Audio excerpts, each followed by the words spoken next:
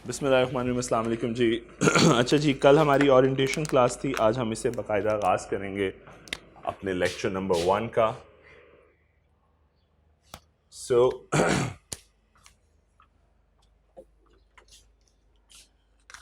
अब ज़रा ऑडिट को पढ़ना है, तो जैसा मैंने कल मेथोडोलॉजी बता दी थी ऑलरेडी कि हम ऑडिट को पढ़ने का तरीका ये होगा कि हम प्रैक्टिकल वे में इसको समझेंगे कि एक अगर चैप्टर पढ़ रहे हैं तो उसकी रियल लाइफ में सिग्निफिकेंस क्या है, कैसे ऑर्गेनाइजेशंस जो हैं, ये जो फर्म्स हैं, ये किस तरीके से बिहेव करती हैं, कैसे क्लाइंट को सर्व करती हैं, किस किस डोमेन में सर्व करती हैं, ये सारी बातें हम एक प्रैक्टिकल वे में समझने की कोशिश करेंगे। क्योंकि जितना प्रैक्टिकल समझेंगे, इस टाइम पे स्टूडेंट ने आर्टिकल्स नहीं किए होते, सो स्टूडेंट्स को ये बात का आइडिया नहीं होता कि फॉर एग्जांपल हम ये जो डॉक्यूमेंट पढ़ रहे हैं, हम ये जो इस डॉक्यूमेंट की सिग्निफिकेंस क्या है। So I will try my best कि मैं आपको सिग्निफिकेंस डिटर्मिन करवा सकूँ कि इसकी सिग्निफिकेंस है क्या। सपोज़ हम बात करते हैं क्लाइंट्स की। सपोज ये 4 ऑडिट फर्म्स का नाम लिखा, वैसे तो इनमें से बेचारी ये दोनों गायब हो चुकी हैं, अब 2 ही बची हैं आप लोगों के पास, PwC और KPMG, बाकी सब गायब हो चुकी हैं। सो अगर सपोज मैं बात करता हूं कि एक क्लाइंट आता है इन 4 फर्म्स में से किसी के पास, तो क्या फ़ौरन से पहले ये कहेंगे कि जनाब अच्छा आपका ऑडिट बनता है? ऐसा तो नहीं होने वाला। हो सकता है क्लाइंट को कुछ और आपकी खिदमत चाहिए हो, आपकी सर्विस चाहिए हो। तो इसका मतलब ये तो बहुत बेवकूफ़ी हुई ना बिजनेस के अंदर कि अगर आप डायरेक्टली एक क्लाइंट है और आपसे को हाँ आपकी शक्ल से देख के लगता है आपने ऑडिट ही कराना है, या चलें ऑडिट करते हैं। नहीं, ऐसा तो नहीं है। Being in a business firm, एक साइड पे जहां पे आपके लिए एक ट्रेनिंग ऑर्गेनाइजेशन का दर्जा रखता है स्टूडेंट्स के लिए, वहां पे दूसरी साइड पे they are running their businesses and they want to earn money on that, right? So उनका क्वेश्चन होगा, how can we help you in your business? हम आपको कैसे सर्व कर सकते हैं? आपको हमारी टैक्सेशन में कोई हेल्प चाहिए, आपको अपनी रिटर्न्स फाइल करने से हवाले से कोई हेल्प चाहिए, आपको कोई ऑडिट करवाना है, कोई रिव्यू करवाना है, कोई और सर्विस चाहिए, फाइनेंशियल्स बनवाने हैं, आपको कोई इंटरनल ऑडिट जैसी असाइनमेंट करानी है, कोई ड्यू डिलिजेंस चाहिए, आपको कोई कॉर्पोरेट अफेयर में आपने कोई कंपनी रजिस्टर करानी है, आपको किस किस्म की सर्विस चाहिए? बिकॉज जहाँ जो आपकी प्रॉब्लम होगी उसको अगर मैं सर्व करूँगा तो वही मेरा बिजनेस है, राइट? उसी कंसल्टेंसी के मैं पैसे चार्ज करूंगा। So how can we help you in your business? Secondly, what sort of services do you need? आपको क्या चाहिए जनाब? हम आपको प्रोवाइड करते हैं। यही रीजन है कि अगर आप गौर करो, नो डाउट हमारी जो डोमेन है इन फर्म्स की, ऑडिट फर्म्स की, लिमिटेड डोमेन्स में काम करते हैं। जैसे फॉर एग्जांपल अगर मैं मोटे मोटे नाम लूँ डिपार्टमेंट्स के, तो शायद आपके पास टैक्स डिपार्टमेंट होता है, ठीक है, फिर आपके पास कॉर्पोरेट डिपार्टमेंट होता है, then you have your audit department, internal external. तो ये मोर और लेस यही 3 डिपार्टमेंट है जिसमें आप काम करो, या एक चौथा जो इंट्रोड्यूस हुआ है दैट इज़ ERP इम्प्लीमेंटेशन, तो आप उसमें काम कर ले। तो ये 4 ही डिपार्टमेंट्स हैं जिनके अंदर आप सर्व कर रहे हो, राइट? सो इट मीन्स, मेरा फिर नेक्स्ट क्वेश्चन आता है कि इसका मतलब ये हुआ फिर एंगेजमेंट मतलब जिसमें हमें एंगेज किया जा रहा है, जिस सर्विसेज के लिए हमें एंगेज किया जा रहा है, वो सर्विसेज कई किस्म की हो सकती हैं। क्लाइंट हमसे कुछ भी मांग सकता है, राइट? क्लाइंट हमसे कह सकता है जनाब मुझे मेरी टैक्स रिटर्न फाइल कर दें, मेरा टैक्स का एक ऑडिट आया हुआ वो सॉल्व कर दें, वो रिजॉल्व करवा दें, मुझे टैक्स का एक नोटिस आ गया उसका रिप्लाई देना है, लाइक दैट। मुझे कॉर्पोरेट अफेयर्स, मुझे एनुअल रिटर्न फाइल करनी है, प्लीज़ वो फाइल करवा दें, ठीक है? सो उसकी क्यूरी किसी भी, उसकी प्रॉब्लम किसी भी किस्म की हो सकती है। बात समझ आ रही है? सो लेकिन हम अपनी उन प्रॉब्लम्स में से ज़रा एक सर्विसेज निकाल के ले आएंगे जो कि हम इस पूरी बुक के अंदर डिस्कस कर रहे होंगे, और वो है ऑडिटिंग एंड इंश्योरेंस की सर्विसेज। हम उस तरफ आ जाएंगे, ज़रा बाकी डिपार्टमेंट को छोड़ देते हैं, क्योंकि उन 2 सर्विसेज का, taxation, corporate affairs, ERP implementation, इनका हमारे सब्जेक्ट से कोई ताल्लुक राइट नाउ नहीं है। सो हम ज़रा आ जाते हैं वापस और अपनी एश्योरेंस सर्विसेज पे आ जाते हैं। अब एश्योरेंस सर्विसेज में भी फिर डिवीजन है। जब आप ऑडिट एंड एश्योरेंस की बात करते हैं तो उसमें भी फिर एक डिवीजन है। डिवीजन क्या है? जस्ट अ मिनट,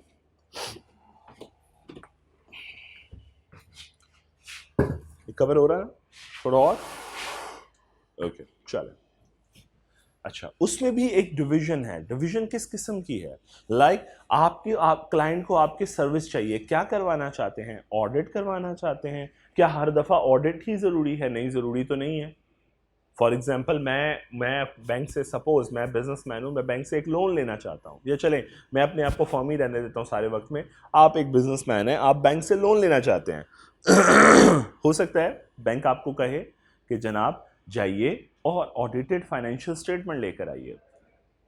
हो सकता है और बैंक आपसे कहे जाइए और प्लीज़, ऑडिट में तो बहुत टाइम लग जाता है, 2-3 महीने लग जाने हैं, देन साइन होने में तो बहुत लंबा हो जाएगा, आप ऐसा कीजिए जल्दी से जाके प्रोजेक्शंस ले आइए। प्रोजेक्शन मीन फ्यूचर, आपका कंपनी फ्यूचर में कैसे बिहेव करेगी, this is what we termed as projections, forecast. आप फोरकास्ट ले आइए, रिव्यूड बाय ऑडिटर, ऑडिटर ने उसे रिव्यू किया हो, यानी ऑथेंटिक हो। ऐसा नहीं आपका दिल करे आप कहें अगली बार सेल 50 मिलियन की होगी, नहीं, वो कैसे करेगा, कौन बेस्ड ऑन कौन कैसे करेगा रिव्यू, ऑडिटर? बेटा based on the assumptions, reasonable assumptions use की जाती हैं, रीजनेबल एस्टिमेट्स यूज़ किए जाते हैं, उन्हें उस रीजनेबल अजम्पशन एस्टिमेट्स को कंपेयर किया जाता है विद द इंडस्ट्री एवरेजेस। आप देखो, आप अनोखे तो नहीं हो, आप उसी इंडस्ट्री में काम कर रहे हो जिसमें दूसरे भी कर रहे हैं, तो अगर दूसरे 10% प्रॉफिट कमा रहे हैं, नेट प्रॉफिट, तो आपको लगता है कि आप लिखोगे कि मैं 20% कमाऊंगा तो लोग मान लेंगे? तो इसका मतलब आपका भी नेट प्रॉफिट जो प्रोजेक्शन में नजर आएगा वो कितने परसेंट नजर आएगा? 9% to 10%।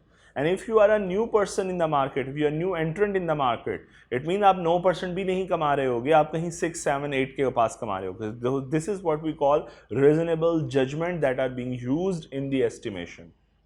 सो ऑडिटर ये काम कर रहा होता है। कम फाइनेंशियल्स प्रोजेक्शंस जो है वो मैनेजमेंट बनाती है और ऑडिटर उसे रिव्यू करता है कि ये एजम्पशन ठीक भी हैं कि नहीं है।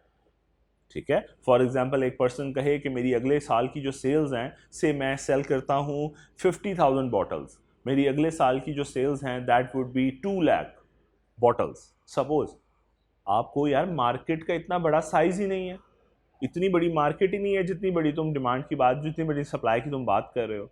या तो तुम्हारे प्लान में और डिस्ट्रिक्ट शामिल हैं या और रीजन शामिल हैं, तुम शायद पंजाब के अलावा भी सर्व करना चाह रहे हो, तो फिर तो समझ आती है। लेकिन पंजाब की टोटल डिमांड जो है से वो, अच्छा वो भी स्टैटिस्टिक्स कैसे अवेलेबल होते हैं? मार्केट सर्विस के थ्रू।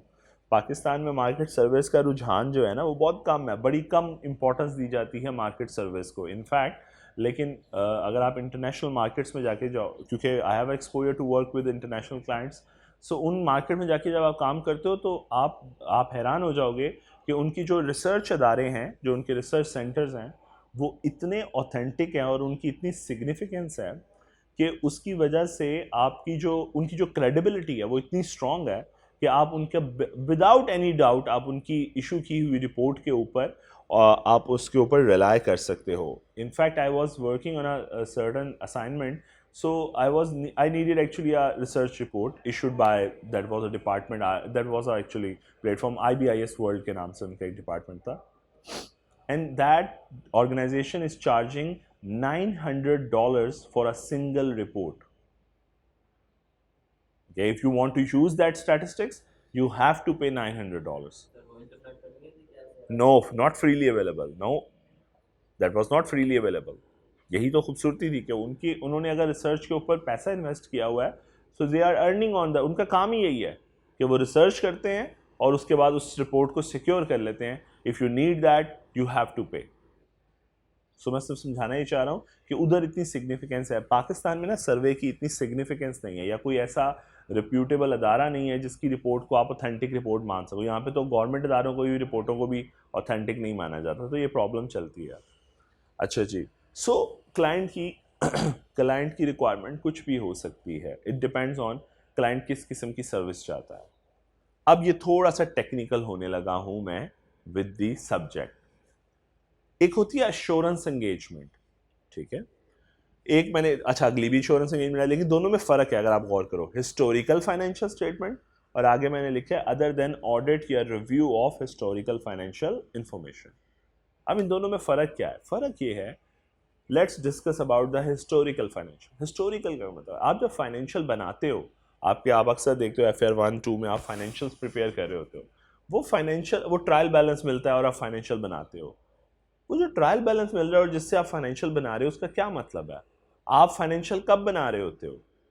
अगर फॉर एग्जाम्पल 1 जनवरी से 31 दिसंबर 2022 का ट्रायल है और आप आज खड़े होके फाइनेंशियल बना रहे हो तो मतलब वो ट्रांजैक्शन इनकर्ड हो चुकी हैं, वो साल वो वक्त गुजर चुका है, आप उसे रिकॉर्ड कर रहे हो, वो हिस्ट्री है, उस हिस्ट्री को आज फाइनेंशियल की शक्ल दे रहे हो।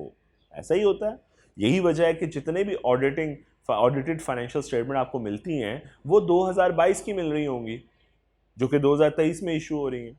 इसका मतलब हिस्टोरिकल है तो फाइनेंशियल इंफॉर्मेशन लेकिन हिस्टोरिकल है, हो चुकी, रिकॉर्ड हो चुकी, हिस्टोरिकल है। बात समझ आ रही है? सो हिस्टोरिकल फाइनेंशियल इंफॉर्मेशन का अगर आप ऑडिट करोगे, if you are required, if suppose I am the firm, I am running a firm, so अगर if I am required to audit that और give an assurance on this engagement, so that assurance engagement is going to be covered here. Clear? उसमें क्या होता है, आप उसे कहते हो ऑडिट एंगेजमेंट। मैं एंगेज किया जा रहा हूं ऑडिट करने के लिए, ठीक है। अदरवाइज हम क्या कहेंगे, रिव्यू एंगेजमेंट। अच्छा, अभी इन चीज़ों के बारे में आपकी अंडरस्टैंडिंग इतनी बिल्ड नहीं होगी जब तक मैं ऑडिट पूरा समझा नहीं लूँगा, तब दोबारा आऊँगा इसके। अभी मैं सिर्फ यहीं पे रहूँगा, बस ऊपर ऊपर, ये नहीं अभी हम डिस्कस करिए। हम आगे चल के, मैं जब थोड़ा सा कोई हफ्ता 2 हफ्ते गुजर जाएंगे तब जाके डिस्कस करूँगा कि ये वाला कॉन्सेप्ट कैसे अप्लाई करना है। Is that clear? So assurance engagement clear? Okay, moving forward. The next one. Assurance engagement other than audit and review of historical financial. मतलब कि historical की बात ना हो और कोई आपसे historical financial के ऊपर नहीं चाहता assurance, लेकिन किसी और financial पे चाहता है। Forecast, projections, performance, आपको उन पे चाहिए अब आपकी प्रोजेक्शन, आपकी रिपोर्ट। सो इसका मतलब ये है तो एश्योरेंस, लेकिन हिस्टोरिकल फाइनेंशियल पे नहीं है, प्रोस्पेक्टिव फाइनेंशियल पे है, पीछे किए हुए काम पे नहीं है, आगे करने वाले काम पे है, आगे जो करेंगे उस पे है, प्रोस्पेक्टिव है, एस्टिमेट्स होंगे, अजम्पशंस होंगी। ऐसी एश्योरेंस है तो एश्योरेंस, लेकिन other than audit and review of historical financial. Historical नहीं है ये, मैं हिस्टोरिकल का ऑडिट नहीं कर, हिस्टोरिकल का करता तो पिछले साल का करता, अगले सालों का करूंगा तो प्रोस्पेक्टिव फाइनेंशियल्स है उनका करूंगा। बात समझ आ रही है? सो ये 2 तरीके की टाइप्स तो एश्योरेंस की टाइप है। The third one is related services. अब ऑडिटर भी पैसा तो कमाना है, तो कुछ भी कर लेते हैं जिसमें पैसा बन जाए। Other than audit and review, हो सकता है क्लाइंट आपको हायर कर ले कि जनाब मेरे पास इतना अच्छा अकाउंटिंग स्टाफ नहीं, आप ऐसा कीजिए मेरी फाइनेंशियल बना दीजिए। आपके तो ठीक है, मोस्ट वेलकम, मैं ये चार्ज करूंगा, मेरी ये फी होगी, आप बनवा लें मुझसे। बात समझ पा रहे हो मेरी? सो समझाने का इसका रिलेटेड सर्विसेज, इस तरह की सर्विस में आप एश्योरेंस नहीं देते। आप रिपोर्ट में ये नहीं लिखते कि मेरी ओपिनियन, ना ना ना, अपनी ओपिनियन देते ही नहीं हो आप क्लाइंट का हिस्सा बन के उसका काम कर रहे होते हो। या ऑडिट, इसे हमें वैसे ना, इसमें 2 तरह की एंगेजमेंट्स आती हैं। The one is called compilation and agreed upon procedure engagement. ये 2 एंगेजमेंट्स आती हैं, इनको लेटर ऑन डिस्कस करूंगा आप लोगों के साथ। प्रैक्टिकल एग्जाम्पल है। Right now one of my client is that I am working on is agreed upon procedure. Agreed upon procedure क्या है? जो तय कर लिया उसी पे काम करेंगे, रिपोर्ट में ओपिनियन नहीं दूंगा। मतलब फॉर एग्जाम्पल आप कहते हो आपकी एक कंपनी है, आप कहते हो यार मेरी कंपनी है, मेरा रेवेन्यू वेरीफाई कर दें, और रेवेन्यू वेरीफाई करते हुए आपने ये 3 प्रोसीजर लगाने हैं।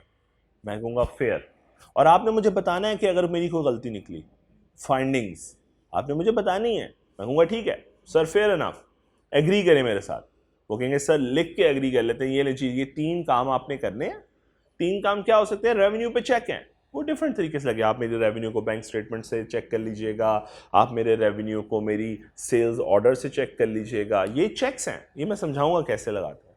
बट द पॉइंट इज मेरे साथ 3 प्रोसीजर एग्री हो गए कि ये 3 काम आपने करने हैं। ओके ठीक है, फेयर ना, वो 3 ही काम करूंगा मैं, लेकिन मैं अपनी ओपिनियन नहीं दूंगा। मैं कहूँगा मेरी फाइंडिंग्स ये हैं। फाइंडिंग्स और ओपिनियन में बहुत ज़मीन आसमान का फर्क है। ओपिनियन में आप एश्योरेंस देते हो कि भाई तसल्ली रख, सब सही है। अब मैं ये नहीं कहूँगा सब सही है, मैं कहूँगा जो काम आपने मुझे दिया था उसमें ये फाइंडिंग्स हैं मेरी, बात खत्म, इससे ज़्यादा नहीं। ठीक है। सो रिलेटेड सर्विसेज के लिए भी ऑडिटर हायर हो सकता है। ऑडिटर नहीं कहना चाहिए, फर्म हायर हो सकती है। फर्म बिजनेस कर रही है तो वो इस कामों के लिए भी हायर हो सकती है। लेकिन इसमें इंश्योरेंस या कोई रिपोर्टिंग नहीं होगी। Is that clear? सो तीन बातें, तीन डोमेन में ऑडिटर या मैं यूँ कहूँ ऑडिट फर्म जो है वो सर्व कर रही होती है। The one is assurance engagement, the second one is assurance engagement other than audit and review, and the third one is related services. तो इन तीन डोमेन्स में सर्व कर रहा होती है ऑर्गेनाइजेशन। Is that clear? अच्छा, सो अभी इसको बाकियों के लिए मैं रोक रहा हूँ, ठीक है? ये बाकी अभी नहीं समझ सकते जब तक हम ऑडिट को नहीं समझेंगे। सो अभी हम दोबारा वापस आएंगे इस पे। लो जी,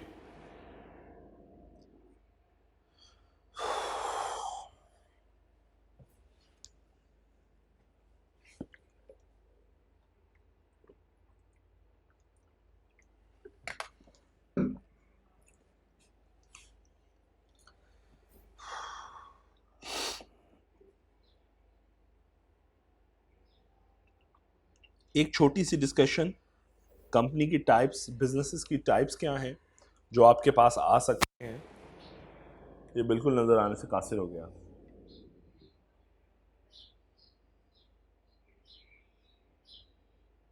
अच्छा, एक और चीज यहां से जरा समझ लेते हैं। फाइनेंशियल वो इग्नोर कर देते हैं, उसको कोई इशू नहीं है, ये पार्टनर स्टेटमेंट की जरूरत नहीं है। Just a minute.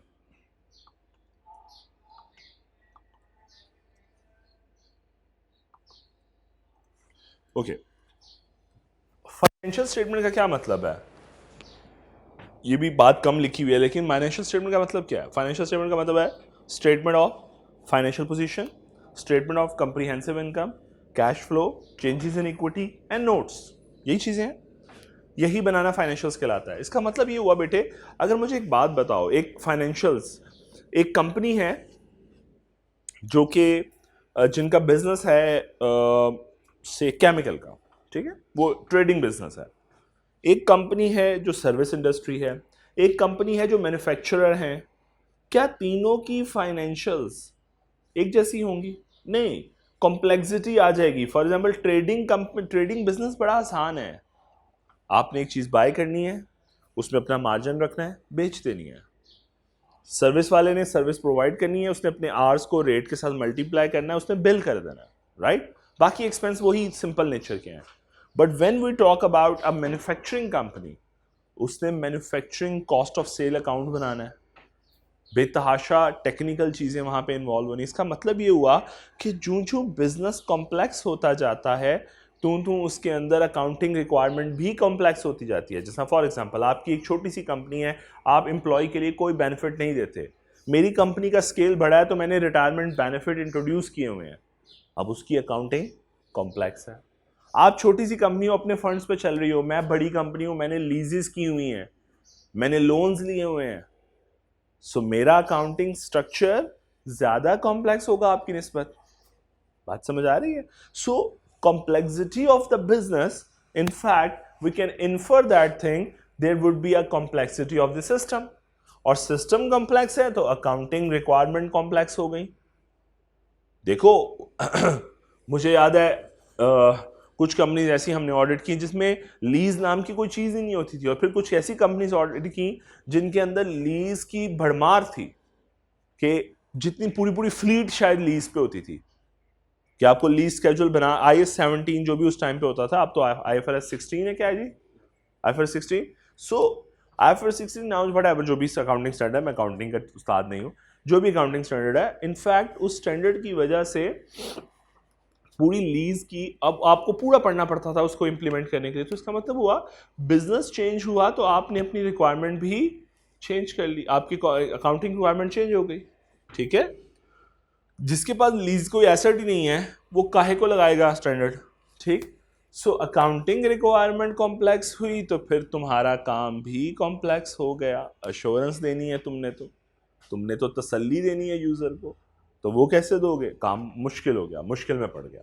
Okay, moving forward, types of business. एक छोटी सी और बात, हम डिफरेंट पैचेस पढ़ रहे हैं चीज़ों के, ताकि हम एक अपनी अंडरस्टैंडिंग बिल्ड कर सकें कि हम एक्चुअली पढ़ने क्या जा रहे हैं।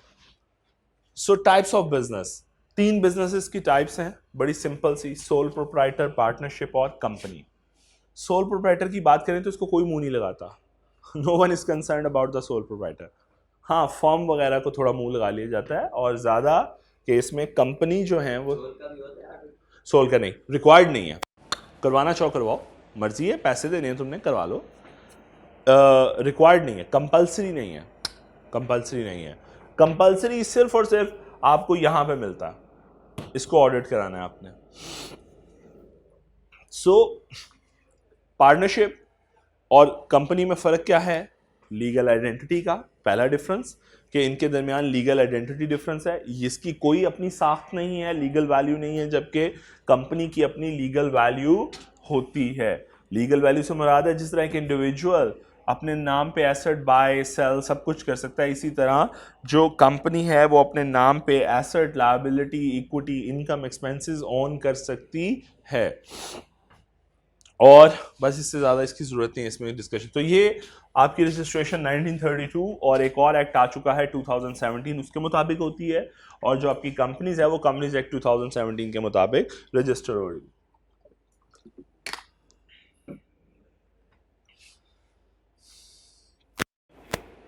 अब एक कॉन्सेप्ट बड़ा खूबसूरत आता है कंपनीज के अंदर।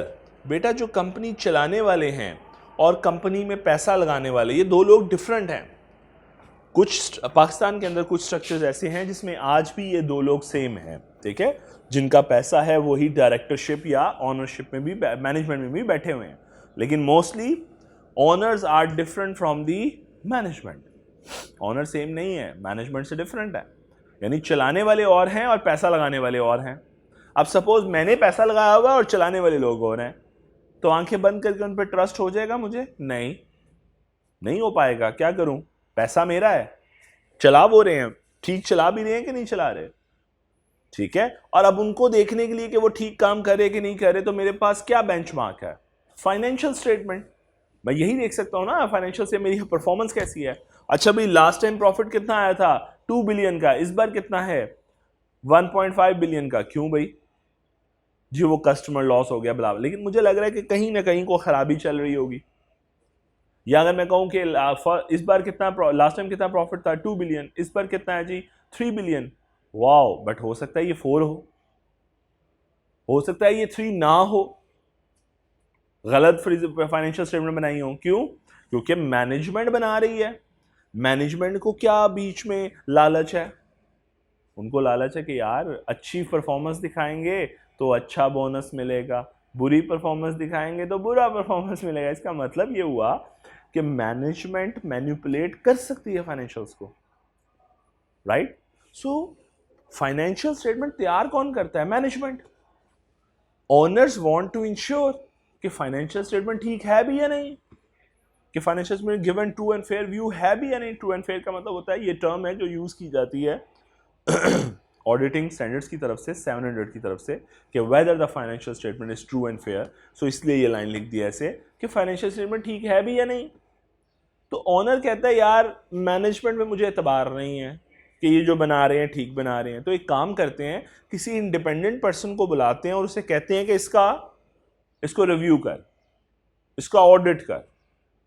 सो यही वजह है ऑडिटर इंडिपेंडेंट होता है, मैनेजमेंट से भी, ऑनर से भी। वो ना पुफी का मुंडा है मैनेजमेंट का, ना पुफी का मुंडा है ऑनर्स का। वो इंडिपेंडेंट काम करता है, वो ट्रू एंड फेयर पोजीशन अपनी रिपोर्ट में सामने रख देगा। बात समझ आ रही है? So director are actually agent of the shareholders and reportable और अकाउंटेबल टू देम।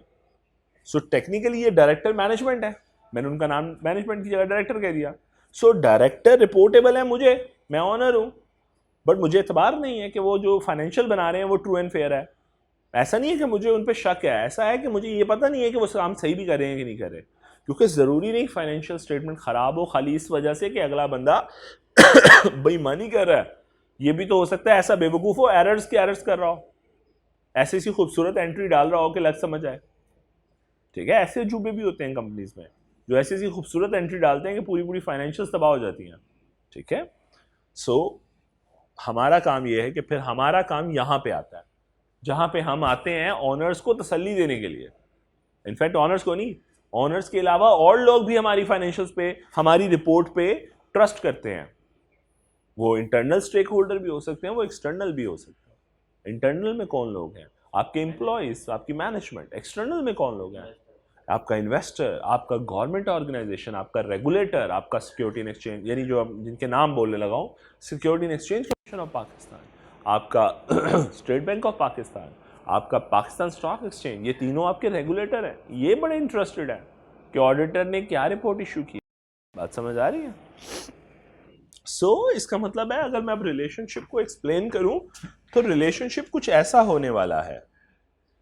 अगर मैं रिलेशनशिप कि मैनेजमेंट अपनी फाइनेंशियल स्टेटमेंट बनाएगी, प्रिपेयर करेगी बेस्ट वे में, लेकिन रिस्क ऑफ ओवर या अंडर स्टेटमेंट हमेशा उसमें मौजूद रहेगा।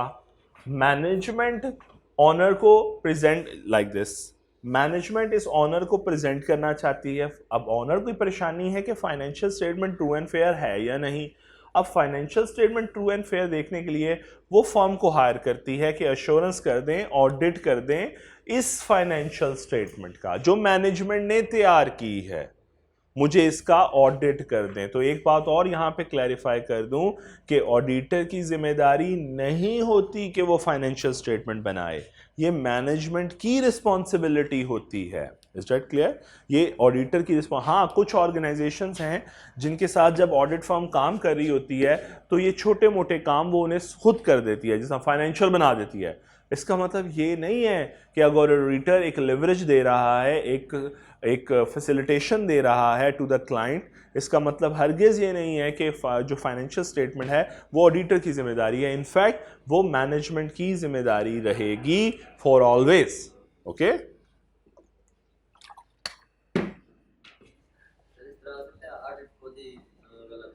ऑडिट खुद ही गलत हो क्या मतलब?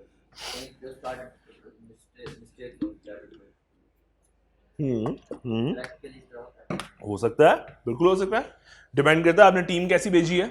देखो बेटे, अब अगर मैं सपोज चार्टर्ड अकाउंटेंट हूं और एक फर्म का पार्टनर हूं, तो मैं कभी भी